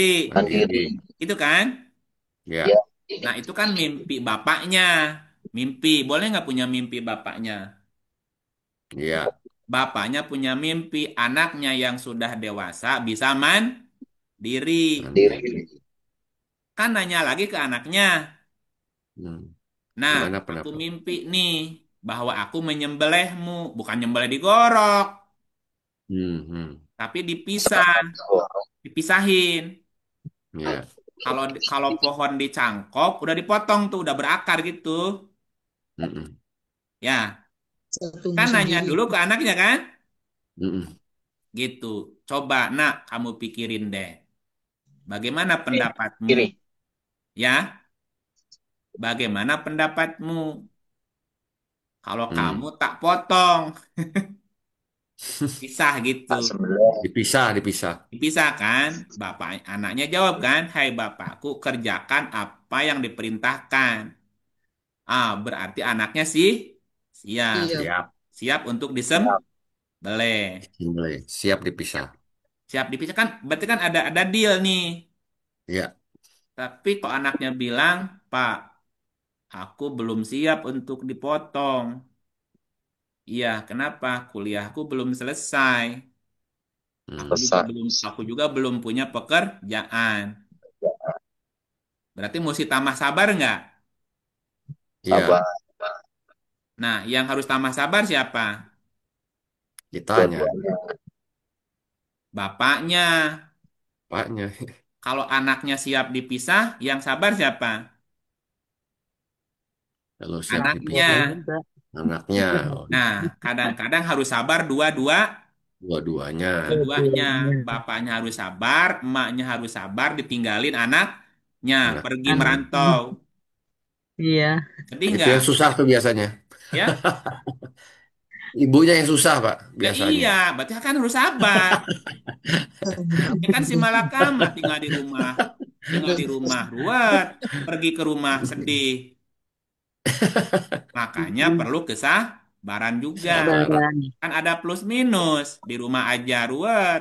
Nggak pulang-pulang juga pusing kan? Hmm. Pusing. Kangen. Iya makanya harus sabar. Insya Allah Sabar. kamu mendapatiku orang yang sabar. Sabar. Sabar. Anak yang biasa di rumah sekarang disuruh pergi. Dia sendiri sedih nggak? Sedih. Ya harus sabar juga. Berpisah. Sabar. Emaknya, bapaknya harus sabar juga tega. Mesti nyuruh dia pergi. Nyari kerja. Gitu. Ini mesti butuh kesabaran dari kedua belah pihaknya. Ya memang ada saatnya eh, bapak, ibu, orang tua nanya gitu. Hmm. Nah, ketika diambil keputusan ya dua-duanya harus berserah. Hmm. Kalama aslama watallahu lil jabin tatkala keduanya telah berserah sepakat, oke. Ya, kamu mandiri ya, disuruh pergi. Iya sih memang ada kesedihan. Nyatalah kesabaran kedua Lurus. Jadi dua-duanya harus. Sabar. Sabar. Nah, Nah, gitu. Nah, ini mimpi yang pertama ya.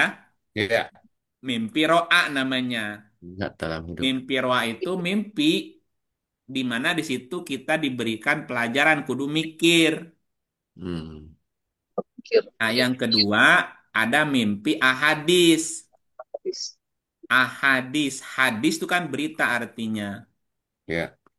Nah, itu seperti mimpinya Yusuf di dalam sumur tadi. Hmm. Yusuf juga bermimpi. Mimpinya Yusuf tuh itu tiga-tiganya, Pak. Lalu saat ini dan yang akan datang ya Pak. Bukan tiga-tiganya itu ada ro'anya, ada ahadisnya, ada ahlamnya. Oh, Lengkap. Nah, awal perjalanan waktu Yusuf kecil itu ro'a itu aku melihat Iya, 11 gitu. bintang, matahari hmm. dan bulan bersujud kepadaku. Itu kan visi. Hmm. Dia ingin Visioner. jadi raja.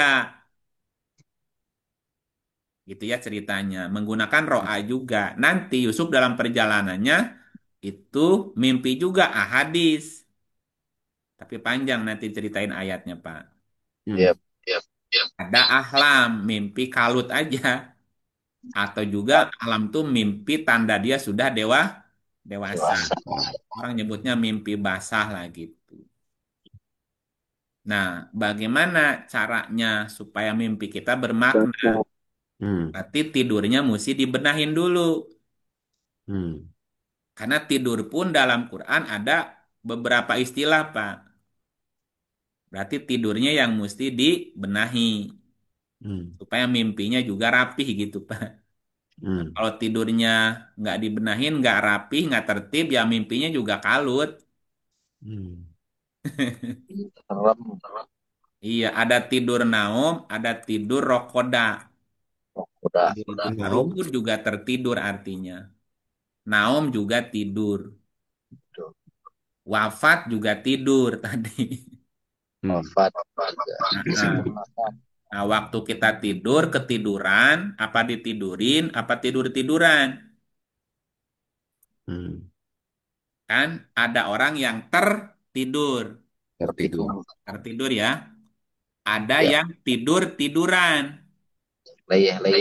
Layah-leyeh gitu ya. Hmm. Ada yang ditidurin.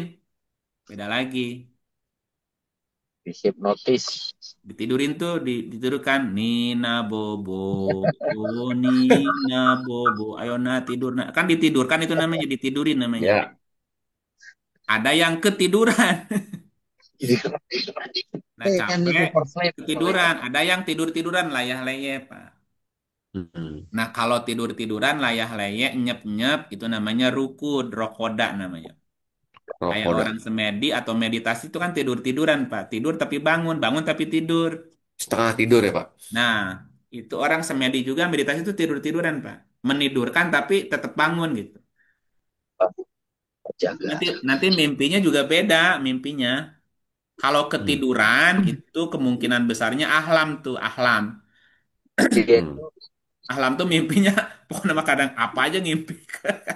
Kacau ya. Nggak ada itunya. Mimpi kalut namanya. Hmm. Tapi kalau tidur, niat tidur, tidurnya sengaja. nanti dia itu berbalik ke sana. Nah, itu biasanya dapatnya ahadis. Hmm. Hadis itu berita-berita gitu, informasi dalam petunjuk gitu. Hmm. Nah, kalau ro'a itu kan melihat dalam tidur karena mikir sesuatu terus ke bawah tidur Bawa dikirim. tidur. Nah, itu Hmm. di dalam tidur ada petunjuk. Nah, itu Hmm. mesti dipikirin jangan langsung dieksekusi itunya, itu kan perumpamaan, ujian. Hmm. Mimpinya menyembelih anak bangun tidur bawa golok. Enggak, bukan begitu. Hmm. Cara Tanya urusannya. gimana pendapatmu, apa mimpimu gitu. Oke, siap. Bisa gitu. Gitu Pak Ya, Gus. ya. Kalau mimpi sholat berjamaah, jadi imam apa itu Pak? Ya berarti jarang ke masjid. Disuruh suruh ke sana. Oh, Bukan ciulan belaka baik. Iya. Berarti berarti teman-teman tetangganya kangen. Pak Agung kemana nggak kelihatan.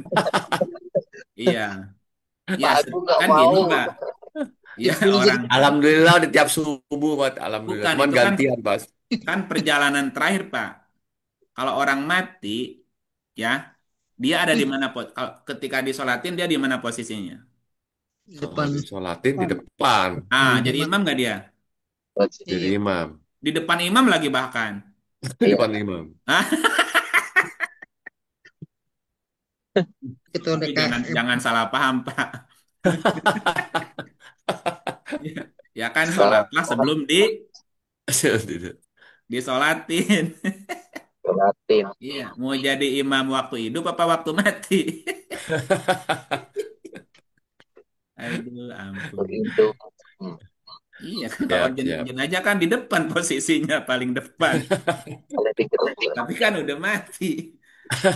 Apa masih masih hidup nih? Gitu. masih Kok mimpi, kok mimpi sholat berjamaah ya, tapi di depan lagi. Aduh. tanda-tanda Pak Agung. Ya, Tanda-tanda itu Pak Agung. Jadi ketua DKM. maksud gini. Inget ya, umur udah sepuh, sadar, sadar, sadar gitu. Insaf sebelum mati. Yang ngingetin aja sih. Siap, siap. Makasih, Pak Ustadz. Baik, terima kasih ya semuanya. Sudah cukup tuh Makasih Pak waktunya. Ika. Terima kasih Kak Ir, Pak Ya, Agung. Makasih ya cukup semua. sekian dulu kita tutup. Auzubillahi Makasih minasyaitonir baik semuanya.